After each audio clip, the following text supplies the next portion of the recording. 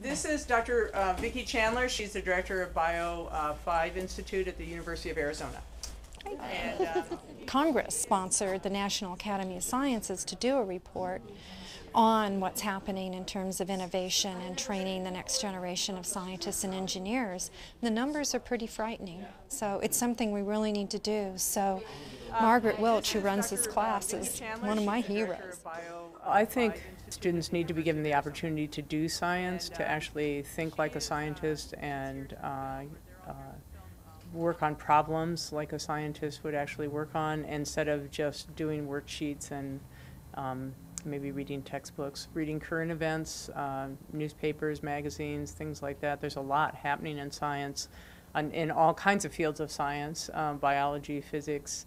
There's some huge questions and really interesting research that's being done these days, and I don't know that students are exposed to that often enough. A lot of people tend to think of everything as sort of an individual thing, yet the It's communities really cool, are really like, what's so exciting. the plant gives it kind of like a treat, basically, and then the ant protects the plant from herbivores, from getting eaten and stuff. So. Okay. The thing that I'm very excited about with this is that with the future, with the technology that my advisor brought up, pretty soon we're not even going to have to drive these vehicles. Like the two summits could just drive up next to each other and just maintain that distance the whole way without the driver having to do anything. They're asking questions that they can't find in a book. They're pushing the leading edge of science. We're trying to figure out what we'd like to add to the soils. Because They've got to have to find mentors and design experiments and figure it out. And they range from, you know, cancer biology to fuel efficiency of trucks on the roads to new materials to make electricity. I'm focusing on piezoelectric material and the effects of it when it's placed into the real world. I'm thinking of putting it on the rooftop and like for downpours of water like the monsoons that we have here, for that, or putting it into gutters and having it flap when the water passes it by, so that way it'll vibrate the piece of piezoelectric material and create energy. Because the very nature of the research class is this, it's student-driven. It's the students' questions that they come and the topics that they're interested in. I'm a really big athlete. I play a lot of sports, and I tore some meniscus in my knee, which put me out of playing anything at all. And so I ended up getting orthopedic surgery on my knee, and it turned out wonderfully. Like, I was only down for 2.5 months after that, and it was a really good surgery, and it kind of inspired me just to go into medicine and help people like from injuries like that. And part of that is science, and I got in here so just to try it out and see what it was like. And I got in here and I really liked it. Well, I think a lot of people have better things to do, so they don't really think about their future. They just think about the present moment and what they want to do at that point, whether it's going to the mall or something else, playing video games.